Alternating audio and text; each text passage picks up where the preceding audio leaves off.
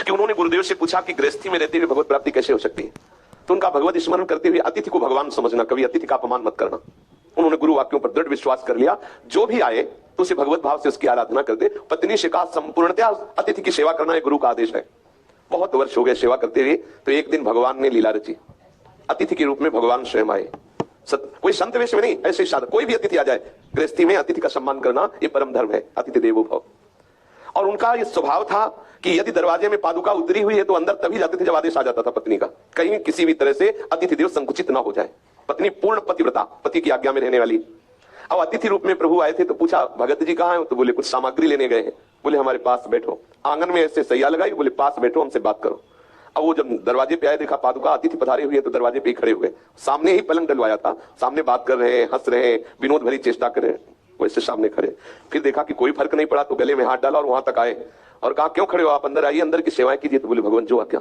कई तरह की ऐसी बात जिसमें उनको गुस्सा आ जाए, अरे तुम अतिथि हो तो क्या ऐसा, लेकिन जब कुछ नहीं बोले तब भगवान अपने रूप में प्रकट हो गए और बोले तुमने गुरु आज्ञा का पालन करने के लिए इस तक का समर्पण कर दिया, मतलब इतनी वृत्ति तक का समर्पण कर दिया, तो वही भगवत साक्षात्कार। पर यह है बहुत कठिन बात, है बहुत कठिन। जब कोई हमारी मान्यता के प्रतिकूल हमसे आचरण करे और हम उसमें भगवत भावना करें, ये है सिद्धि बात। पर ये स्थिति भजन से आएगी, केवल बुद्धि लगाने से ले आएगी कि सब में भगवान है। थोड़ी देर के बाद बुद्धि मना कर दे कि हम नहीं मानते ऐसे भगवान, ऐसा बोलता है, ऐसा आचरण करता है, भगवान हो सकता है, ऐसा नहीं। लेकिन भजन जब करोगे, नाम जब करोगे, तो नाम से क्या होगा कि पूर्ण हृदय निर्मल, चेतो दर्पण मार्जनम, चित्त रूपी दर्पण का नाम मार्जन कर देगा। तो जैसे दर्पण में अपने को सही दिखाई देता है कि अपना रूप क्या है, जो साफ दर्पण है, ऐसे चित्त के निर्मल हो जाने पर वासुदेवा सर्वमिति, ऐसा अनुभव जब अनुभव हो जाएगा, सब में अपना श्री कृष्ण दिखाई दे रहा है, प्रीतम दिखाई दे रहा है, फिर हम वो कैसा भी बोले, कुछ भी करे, तो हमारे हृदय में द्रोह नहीं होगा, क्योंकि प्रीतम है, जिनके लिए मेरा जीवन समर्पित है, वही मेरे सामने है। पर बिना भजन के नहीं हो सकता।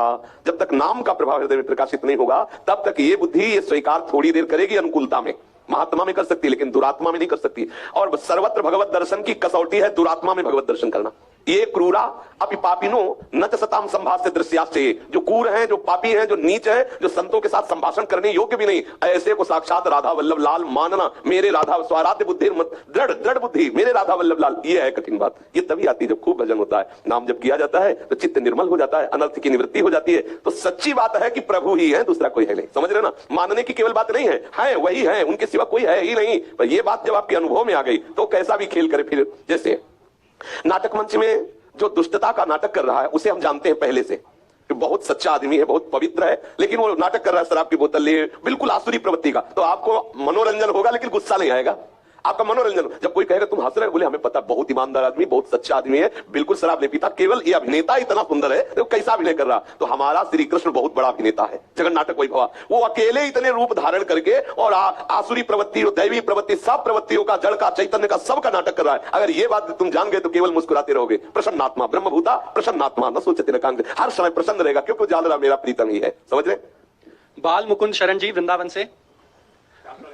महाराज जी, जीवन में निम्नलिखित बातों को अपनाते हुए क्या युगल सरकार के चरणों में प्रीति हो जाएगी? इनकी बातें हैं। हे परमात्मा, ये जो परिवार के सदस्य हैं ये मेरे कोई काम नहीं आएंगे। पारिवारिक जन ना तो परमात्मा से मिला सकते हैं, ना मेरी चिंता मिटा सकते हैं। जो भी मुझे प्राप्त होता है वो सब प्रारब्ध से मिलता है, पर जब तक ये मेरे सामने है मैं इनको अपना आपका स्वरूप समझकर दिन भर इनको प्रेम करूंगा। हाँ बिल्कुल ठीक है, बिल्कुल ठीक। यही प्रश्न था।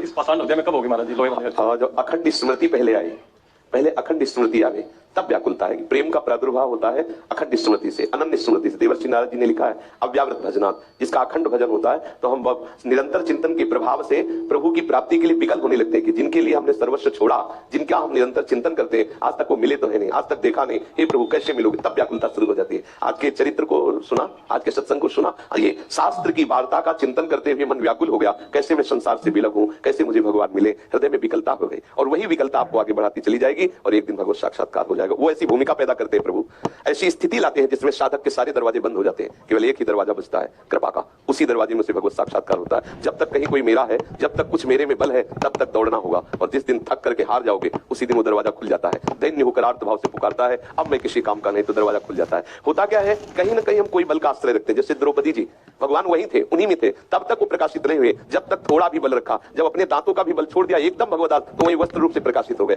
प्रभु प्रिया प्रीतम अपने साथी है, अपने पास पास ही है, पर जब तक कोई बल है, जब तक कोई अन्य आश्रय है, तब तक वो छुपे रहते हैं। और जिस समय वही ऐसी स्थिति पैदा करते हैं कि सब अन्य आश्रय ढक जाते हैं, एक ही दरवाजा रहता है, हे कृपा सिंधु। आर्त भाव से जब पुकारते हैं तो पक्का समझो, ये मत मानना कि प्रभु केवल ध्यान में आते हैं जैसे हम और आप, ऐसे भगवत साक्षात्कार होता है। करुणा में किशोरी, करुणा में किशोरजू, उसके लेकिन ये वही कर सकता है जिसे वो कराना चाहते हैं। सभा में किसी एक को दर्शन देना चाहे तो वही भरपूर दर्शन करेगा, उसकी दृष्टि में सभा नहीं, कोई देख नहीं सकता, कोई सुन नहीं सकता उनकी बात। जितने को सुनाना चाहेंगे उतने सुन पाएगा, जितने को दिखाना चाहेंगे उतने। ऐसे जैसे हम आप वार्ता करते हैं, ऐसे ऐसे केवल एक क्षण के लिए नहीं, निरंतर के लिए प्रिया प्रीतम साथ रख लेते हैं। शरीर चाहे जहां रहे, चित्त वृत्ति से वो उन्हीं के समीप रहता है, भाव देश से सदैव उन्हीं के समीप रहता है। इसलिए निरंतर भजन करते हुए जो जो हमें सावधानियां बरतनी है, जो जैसे आज के सत्संग में था, वो हम सावधानियां रखें तो हमारे हृदय में व्याकुलता आ जाएगी। और वही देंगे, वो ऐसी परिस्थिति दे देते हैं कि उसमें बुद्धि नहीं लगानी पड़ती, वो रास्ता ही केवल उतना ही बचता है, प्रभु की तरफ आर्त भाव से पुकारना। वो परिस्थिति देते हैं। अगर गजेंद्र को कोई समझाता तो थोड़ी समझ पाता, लेकिन परिस्थिति दे दी। अब एक ही उपाय रह गया, हरि शरणम। ऐसे हरी परिस्थिति दे देते हैं, आसपास से 7 दरवाजे बंद कर देते हैं, केवल अपना दरवाजा खुला रखते हैं, वो जी भागता है, प्रभु की शरण में हो जाता है।